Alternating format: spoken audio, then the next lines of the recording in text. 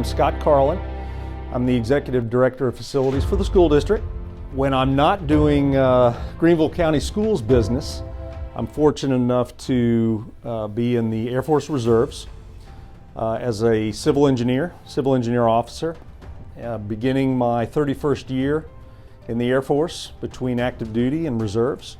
So Veterans Day is a time when we pause and we reflect and we celebrate the sacrifices that men and women have given since the founding of this country to maintain America, to maintain our freedoms, and also to be the city on the hill for the rest of the world.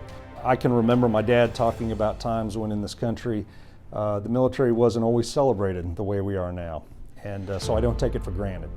But I consider it a privilege to serve, and I've had the benefit and the support of Greenville County Schools to be able to continue to do that, and I'm just thankful.